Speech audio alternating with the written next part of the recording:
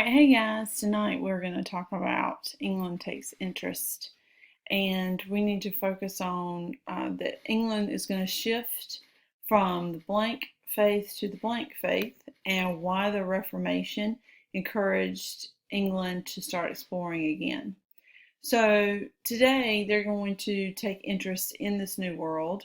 We've had the Portuguese, the Spanish, the French, now we have the English, and they're probably going to have the largest impact, long-standing impact on the New World, more than any other group. So in 1497, John Cabot was sent to explore North America, and he's going to land on Nova Scotia. That's part of Canada today. He did not see any inhabitants. On his second expedition to America, or North America, he is never heard from again. So most historians believe most likely he was lost at sea. Here's a map of John Cabot's route. So he's going to leave England here, go up towards Greenland, and then down into Nova Scotia, if you can tell here, is part of present-day Canada, and came back the first time. The second time didn't quite make it. All right, so says the English are hesitant to send more voyages to America for several reasons. One is the lack of money.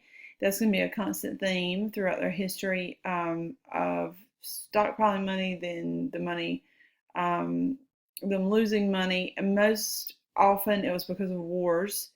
Also, they felt their ally, the Spanish, had already claimed America. So at this point, the English and the Spanish very much are allies, they're friends. And the Pope, who is in charge of the Catholic Church, had verified that in fact the Spanish do own the New World, and their claim to America is legitimate. Most of England during this time is Catholic, so they, are going to listen to what the Pope says. So they follow along and acknowledge that the Spanish have that claim. They were afraid that if they started exploring and found parts of the New World, discovered more things, that might kind of trample upon the Spanish country's territory, and that would upset that friendship. They also have a common bond, and that is their hatred of France. So, basically the English and the Spaniards are going to make peace here, get along, be allies, and the English are going to kind of back off from exploration because the Spanish have claimed so much. But it says by late 1500 you're going to have dramatic economic changes, meaning financial changes, and also religious changes that bring the English out of their shell into the New World. That is basically the Reformation. So a lot of this you learn from world history. I'm not going to go into hardly any detail, just give you the basics just to remind you of what you already know and have learned in the past, but it fits into the English exploring the New World. So Cabot sails to America. At that point in time, all of Western Europe was Catholic, not like it is today. So all of Western Europe Catholic then. 1517, a German monk by the name of Martin Luther, okay, not Martin Luther King Jr., but Martin Luther, a German monk, will publish an attack on the church. He called it the 95 Theses, and he will accuse the church of selling condolences, which were like rights into heaven. This was all corrupt. The church is basically taking the people's money and buying salvation, telling them, they could buy their salvation. Luther's attack sparks the formation of the Protestant faith. And so he really just wants to break away from this Catholic faith and forms the Protestant Reformation. Now I have a picture of him. It's a portrait, like a painting, depicting him nailing these 95 Theses on the door of the Catholic Church. So this was big time, big deal. In response to that, the Catholic Church kicks him out, but yet his ideas still spread throughout Europe. He will go on to found the Lutheran Church.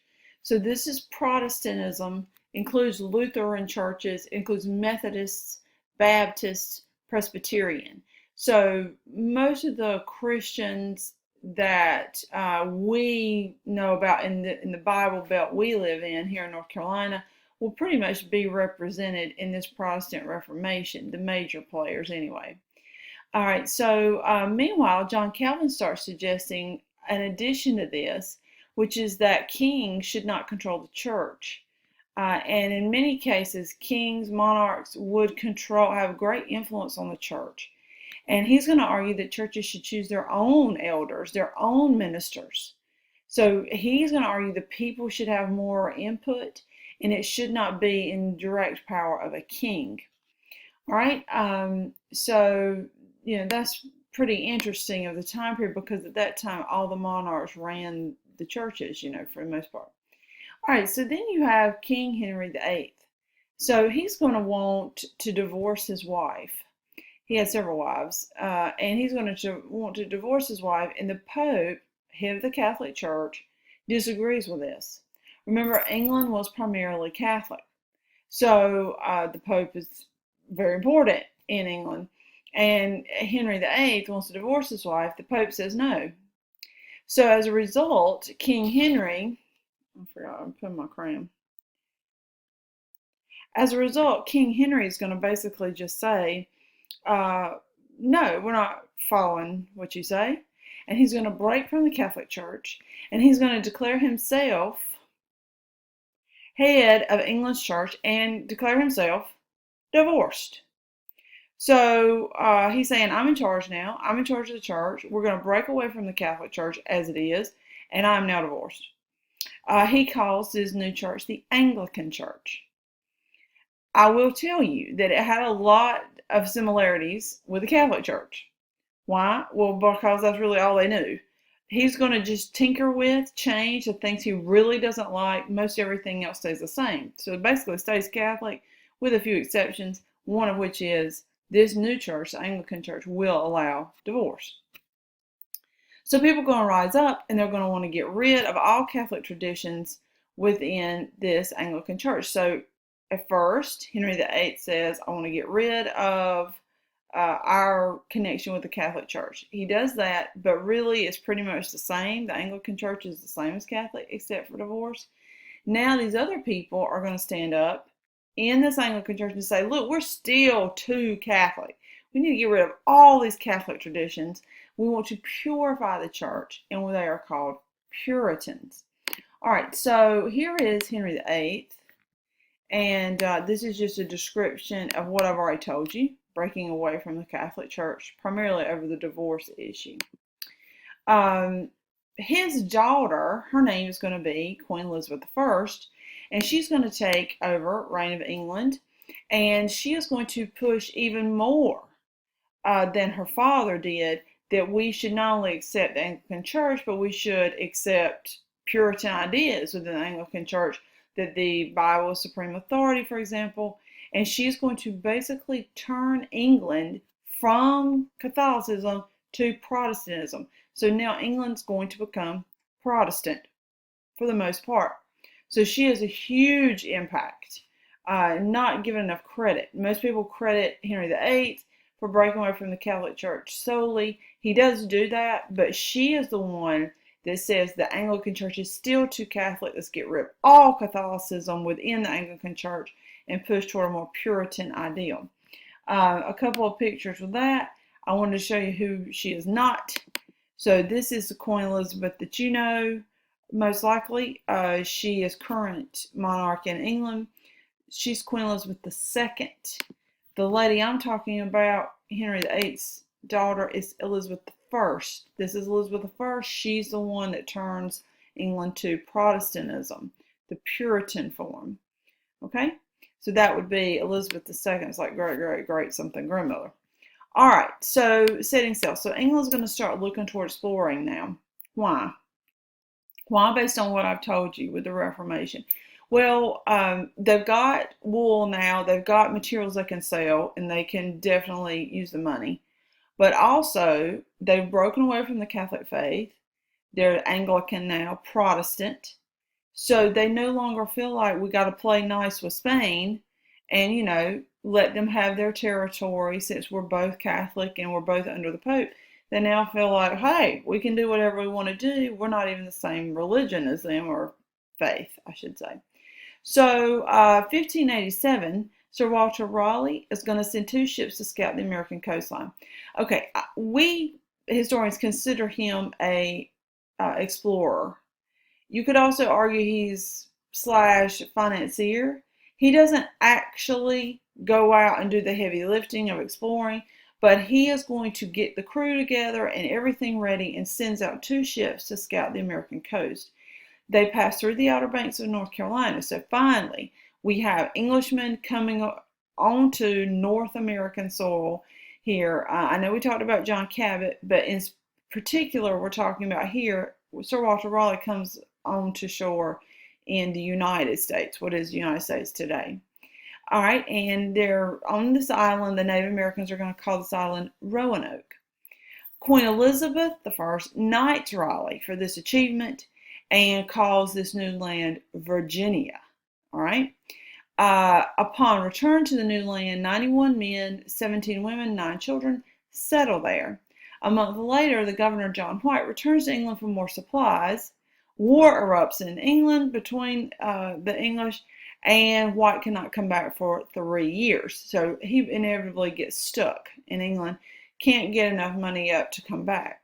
When he does return in 1590, the colony is gone, and crow, the word crow, is carved into a tree.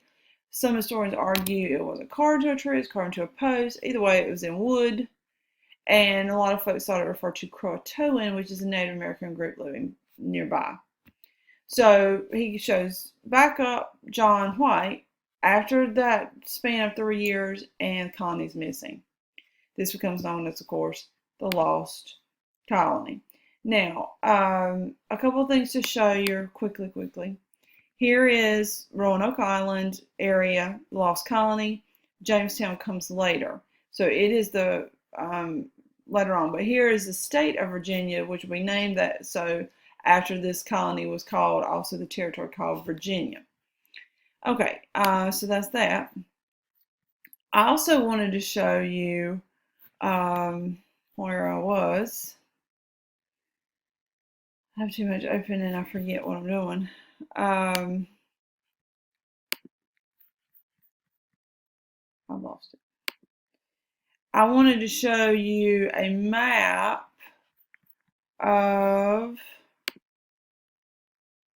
I lost them all. I wanted to show you, let me start with this, sorry. This article that I found, it says artifacts possibly from Lost Colony found in Bertie County. So Bertie County is about 50 miles inland from Roanoke. So going west, North Carolina. And it says archaeologists have discovered evidence suggesting that part of the Lost Colony may have ended up in Bertie County. This newspaper reported archaeologists have excavated 850 square feet of a tract in question and found lots of artifacts. These include bell seals, these include nails, these include pieces of pottery jars they think were to store dried and salted fish.